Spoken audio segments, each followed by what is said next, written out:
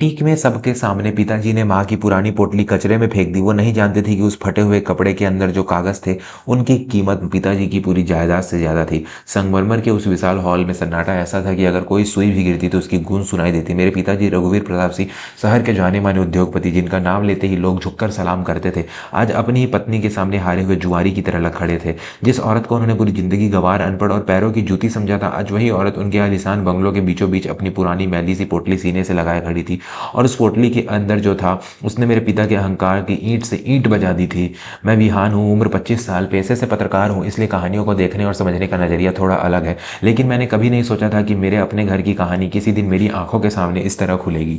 यह किस्सा आज शाम से शुरू नहीं हुआ, इसकी नींव तो शायद मेरे पैदा होने से भी पहले रख दी गई थी। मेरे पिताजी रघुवीर बाबू एक ऐसे इंसान थे जिन्हें अपनी सफलता का नशा था। उन्होंने शून्य से शुरुआत की थी, यह सच है। मेहनत की, कपड़े का व्यापार खड़ा किया और फिर रियल एस्टेट में हाथ आजमाया। देखते देखते हमारे घर का नक्शा बदल गया, साइकिल से स्कूटर, स्कूटर से कार और फिर लग्जरी गाड़ियों का काफिला। लेकिन जैसे जैसे पिताजी की तिजोरी भरती गई उनका दिल छोटा होता गया, खासकर मेरी माँ कौशल्या देवी के लिए। माँ वो कैसी थी, जैसे पुराने जमाने की कोई मूरत। वो हिंदी बोलती थी, पूजा पाठ में रमी रहती थी और घर में बजने वाली हर रता में उनका ही हाथ होता था। पिताजी को उनकी सादगी से नफरत थी। अरे तुम तो मेरे स्टेटस पर धब्बा हो, पिताजी अक्सर डाइनिंग टेबल पर चिल्लाते थे। मुझे देखो, मैं कहाँ पहुंच गया हूँ और तुम्हें देखो, वही फटी पुरानी साड़ी, वही तेल लगा हुआ सिर, मेरे दोस्तों के सामने मुझे तुम्हें पत्नी कहते हुए शर्म आती है। माँ कभी जवाब नहीं देती थी, वो बस अपनी नजरें झुका लेती और रोटी पर ही घी चुपड़ने लगती। मैं छोटा था तो मुझे भी लगता था कि माँ थोड़ी स्मार्ट क्यों नहीं बन जाती, वो पिताजी की तरह अंग्रेजी क्यों नहीं सीख लेती। लेकिन अब समझ आता है कि माँ अनपढ़ नहीं थी, वो बस शांत थी, और शांति को कमजोरी समझना दुनिया की सबसे बड़ी भूल है। आज का दिन हमारे लिए बहुत बड़ा था। पिताजी ने शहर के सबसे पौष इलाके में एक नया विला खरीदा था, रघुवीर विला। गृह प्रवेश की पूजा थी और शाम को सबसे बहुत बड़ी पार्टी। शहर के मेयर, बड़े बड़े व्यापारी और पिताजी के वो तमाम हाई प्रोफाइल दोस्त आमंत्रित थे। पिताजी ने हफ्तों पहले ये फरमान सुना दिया था, विहान अपनी माँ को समझा देना शाम की पार्टी में कोई तमाशा नहीं चाहिए। मैंने उनके लिए बुटीक से एक डिजाइनर गाउन मंगवाया है, वही पहने। और हाँ, वो अपनी पुरानी आदतों को कमरे में अंदर ही रखे। मेरे गेस्ट के सामने देहाती बनने की जरूरत नहीं है। मैंने माँ को समझाया था। माँ ने वो गाउन हाथ में लिया, उसे उलट पुलट कर देखा और फिर एक फीकी मुस्कान के साथ अलमारी में रख दिया। शाम को जब पार्टी शुरू हुई तो हॉल रोशनी से नहाया हुआ था। झूमर की चमक आंखों को चौंधिया रही थी। वेटर ड्रिंक सर्व कर रहे थे। पिताजी का एटीट्यूड सातवें आसमान पर था। वो एक हाथ में गिलास और दूसरे हाथ में सिगार लिए लोगों के बीच ठहाके लगा रहे थे। तभी सीढ़ियों से माँ नीचे उतरी। हॉल में एक पल के लिए खामोशी छा गई। माँ ने पिताजी का दिया हुआ वो विदेशी गाउन नहीं पहना था, उन्होंने अपनी वही पुरानी बनारसी साड़ी पहनी थी जो उन्हें उनकी माँ ने शादी में दी थी। मरून रंग की साड़ी, माथे पर बड़ी सी बिंदी और हाथों में वही पुराने सोने की चूड़ियां। लेकिन सबसे अजीब बात यह थी कि उनके हाथ में एक मखमली क्लच या पर्स नहीं था, बल्कि कपड़े की सिली हुई एक पुरानी भद्दी सी पोटली थी। वो पोटली जिसमें अक्सर दादियां, नानियां सुपारियां, चिल्लर रखती हैं। पिताजी का चेहरा गुस्से से लाल हो गया। वो तेजी से माँ की तरफ लपके। यह क्या तमाशा है कौशल्या, उन्होंने दांत पीसते हुए कहा था कि मेहमान न सुन सके। मैंने तुम्हें वो गाउन पहनने का कहा था, और यह कबाड़ क्या उठा लाई हो हाथ में? यह भिखारियों वाली पोटली लेकर तुम मेरी पार्टी में घूमोगी? माँ ने अपने पकड़ उस पोटली पर कस लिया। कबाड़ नहीं है, यह मेरा आशीर्वाद है। माँ की आवाज में एक अजीब सी खनक थी जो मैंने पहले कभी नहीं सुनी थी। पिताजी का पारा चढ़ गया। शराब का नशा और अपनी इज्जत का डर, उन्होंने आव देखा न था, झपट्टा मारकर माँ के हाथ से पोटली छीन ली। आशीर्वाद दिया, कूड़ा है कूड़ा, मेरी नाक कटवा दी तुमने सबके सामने, और इससे पहले कि मैं या कोई और कुछ कर पाता, पिताजी ने उस पुरानी पोटली को पूरी ताकत से हॉल के कोने में रखे एक बड़े से डस्टबिन की तरफ उछाल दिया। पोटली डस्टबिन के किनारे से टकराई और जमीन पर गिर गई। उसकी गांठ खुल गई। उसमें से कोई गहने नहीं गिरे, कोई सिक्के नहीं गिरे, उसमें से गिरे कुछ पीले पड़ चुके मुड़े तुड़े कागज।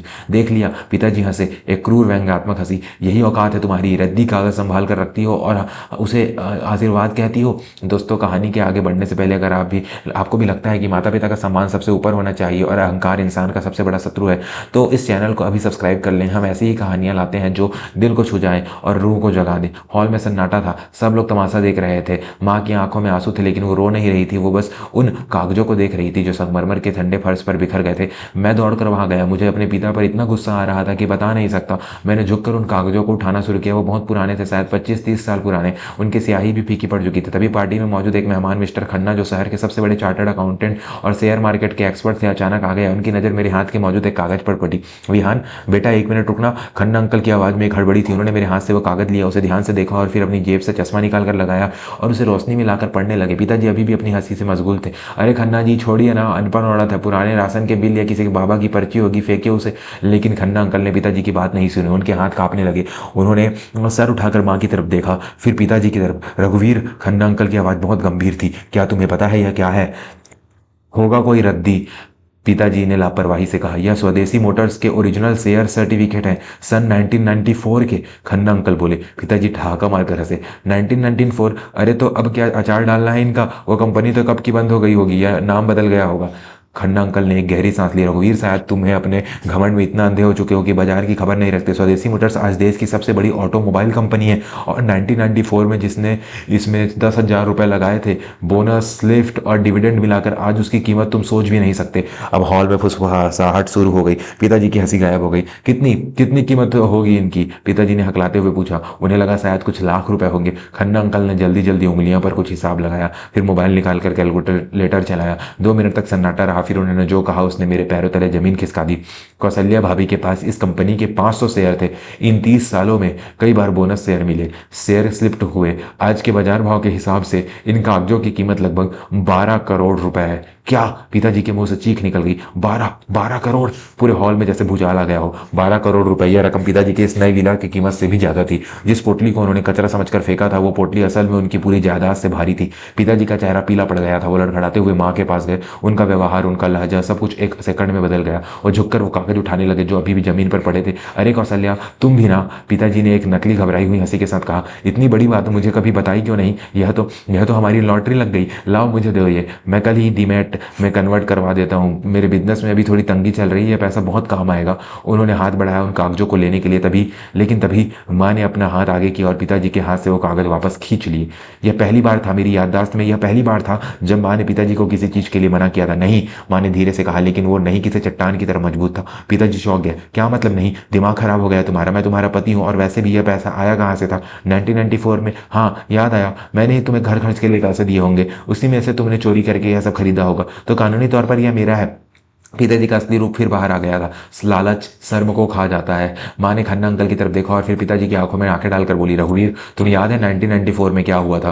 पिताजी चुप थे। तुम्हें याद नहीं होगा, माँ ने बोलना जारी रखा, क्योंकि उस साल तुम जुए और शराब में डूबे रहते थे। हमारी छोटी सी दुकान बिकने की कगार पर थी। विहान की स्कूल की फीस भरने के पैसे नहीं थे। उस साल मेरे पिताजी यानी विहान के नाना जी ने अपनी जमीन बेची थी और मुझे यह 10,000 रुपए दिए थे। उन्होंने कहा था, बेटी बुरे वक्त के लिए रख ले, इस आदमी पे भरोसे मत रहना। माँ की आवाज कांप रही थी, पर अब वो रुकने वाली नहीं थी। मैंने वो पैसे तुम्हें नहीं दिए क्योंकि मुझे पता था तुम उन्हें जुए में उड़ा दोगे। हमारे पड़ोस में जो शर्मा बाबू रहते थे, वो शेयर बाजार का काम करते थे। मैंने उनसे पूछकर अपनी समझ से बिना तुम्हें बताया यह शेयर खरीदे थे। मैंने 30 साल इंतजार किया, मैंने गरीबी देखी, तुम्हारे ताने सुने, तुम्हारी गालियां खाई, लेकिन इस पोटली को हाथ नहीं लगाया। जानते हो क्यों? पिताजी के माथे पर पसीना बह रहा था। हॉल में मौजूद हर शख्स जो थोड़ी देर पहले पिताजी की शान से कसीदे पढ़ रहा था, उन्हें हिकारत की नज़र से देख रहा था। क्यों?